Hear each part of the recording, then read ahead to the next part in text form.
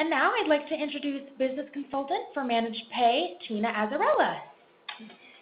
Thank you, and I'm sorry it's because of me we're a few minutes behind, so I'll try not to keep you any further than the time that was allotted.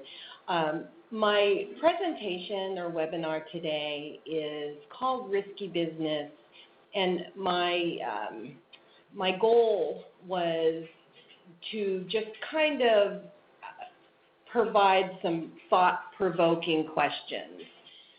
Give you a little bit of real information, but just kind of to get you, thinking about how you're running your business, how informed you are in terms of compliance as it has to do with employees. So with that, since they said it was risky business, I had to go, with Tom Cruise. So hope you're enjoying that. One of the things that I have found in speaking with business owners is, and I always ask, who's watching the store? And what I mean by that is, who is making sure that you are in compliance? So let's just kind of go through some of the things that you may or may not know, that some of these employee regulations and laws are federally mandated. So you can't, ignore them, so to speak. And I've listed them and the governing body on the screen there. You can obviously go online and read further if you have any questions about those. I'm not an expert in the law, so I'm not going to really go too deep into it, but I think it makes good sense there. So we'll move on to compliance, and there's all kinds of different things that you need to be compliant in your business besides employee issues, obviously, workers' compensation and so forth. But again, just kind of listed a few things for you to think about here in terms of the labor laws, especially for businesses that are larger than 50 employees, just things you need to know about and be compliant with.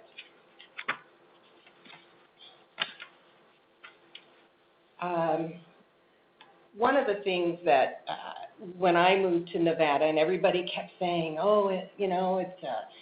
it's an employment at will state. And coming from California, I was like, well, what does that mean? So I've had an opportunity to look that up. But what I also have found in the business that we're in is it truly is not a get out of jail free card. And again, what I mean by that is, yes, you have as a business owner the right to dismiss or fire somebody at will. You can do that. But should that employee go to the Labor Department, go to unemployment, the onus is always on the employer. And that's why you need to cross your T's, dot your I's, and make sure that you have done everything possible to document why you did this.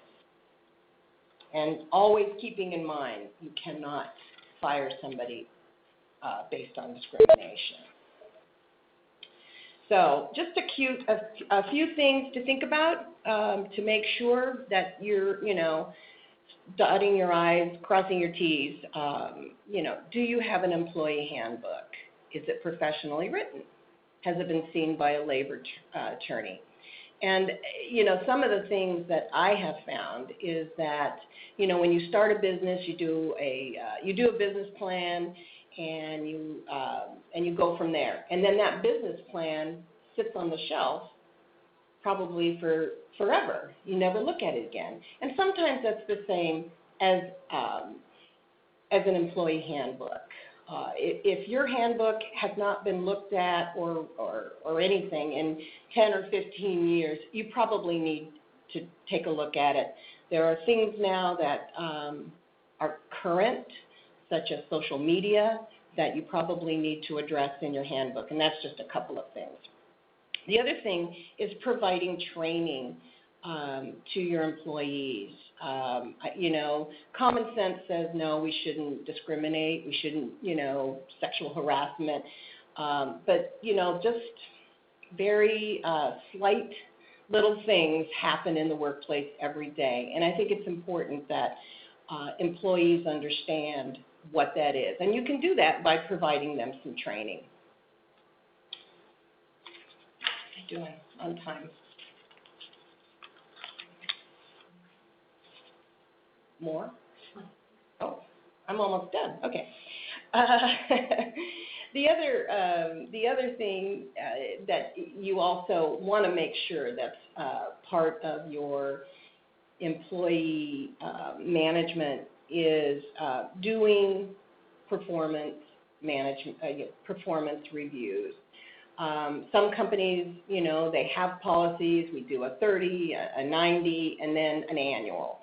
And it's important that if that is your policy, that you actually do that, and that employees have the opportunity to understand how they're being reviewed, what they're being reviewed on, and if there is something that they need improvement on, that there's a clear expectation.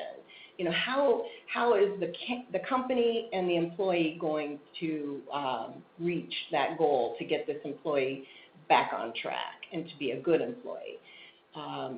Turnover for some of you who have any number of employees is extremely expensive. I would be more than happy to provide anybody who's interested.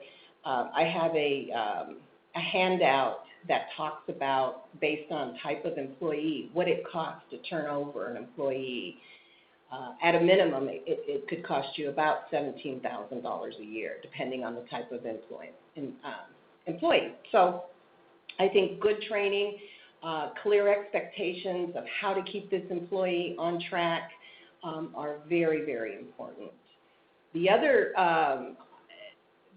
topic that a lot of companies don't want to talk about is ACA and Obamacare. Again, not an expert on the rules and regulations, but I do know you need to be in compliance. If you have 50, and FTE stands for full-time equivalent, if you have 50 full-time equivalents, you are subject to the regulations of ACA.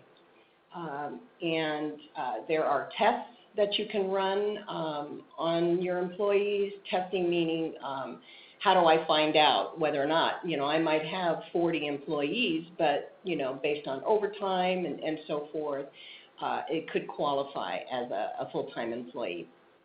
And the penalties are crazy, outrageous, and expensive.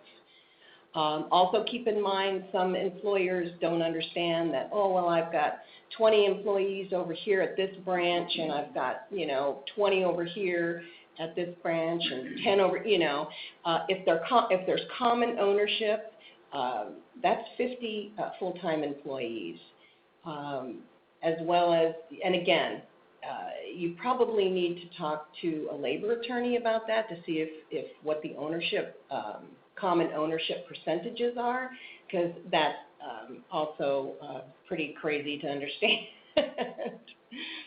Have we gotten any questions or anything? Or okay, just keep going. Okay. So what's the answer? I've brought up a lot of issues, I guess, that could happen. What's the answer?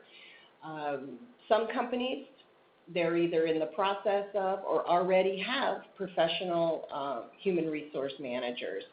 Now, I just did a simple search on salary.com, and the average salary for an HR manager with a master's is about $107,000 a year, and that's without benefits.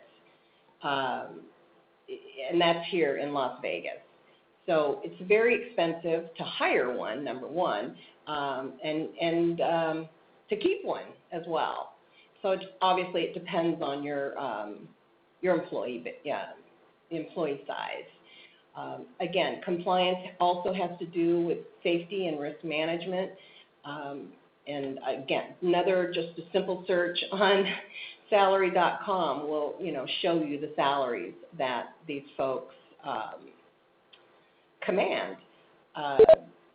The other thing I find is when I talk to companies, small, medium-sized companies, is that the key personnel, sometimes it's the owner or a CFO, a CEO, that's actually performing these tasks. And a lot of them are transactional tasks, like, worrying about the payroll and how that's administered. Are we doing the deductions correctly? Am I the safety manager, but I'm also running the company? So, I'm doing all the employee reviews. I'm hiring, I'm firing, And it's simply because a lot of the information is sensitive, and they're the only people to do it. So these are some of the choices that companies make that, of course, are expensive choices. The other one, of course, is to hire a professional outsourcing company for considerably less. And why would you do that? And I think the reason is because these folks are professionals. You make one phone call, your time is freed up, and if you're a revenue-producing individual for your company, it's probably better that you're producing revenue as opposed to performing transactional types of functions in your company. So our recommendation, obviously, is to hire a professional employee outsourcing company. You get one group of professionals, a group of experts, and in some cases you're actually sharing the liability so that so there's a kind of an overlap in terms of liability, especially when there is unemployment or EEOC claims.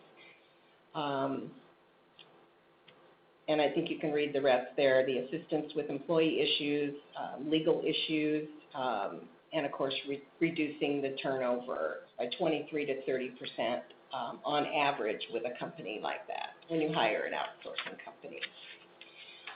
If you want more help, you can go, or more information, you can go to our website. It's listed on the page there.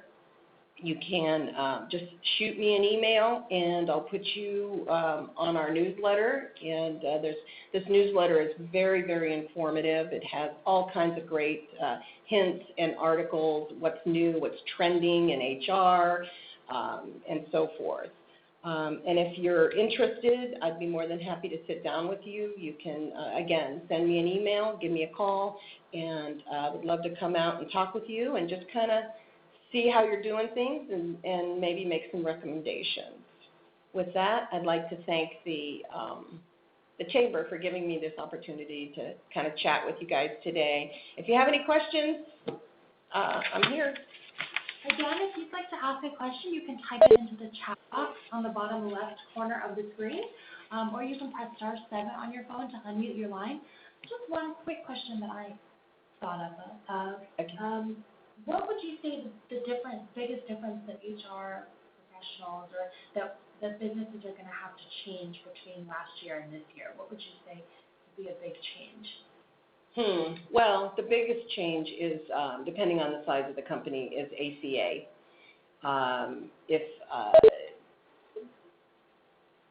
Because of this is the first year that the IRS is saying, hey, last year was kind of a test. This year, we need to know.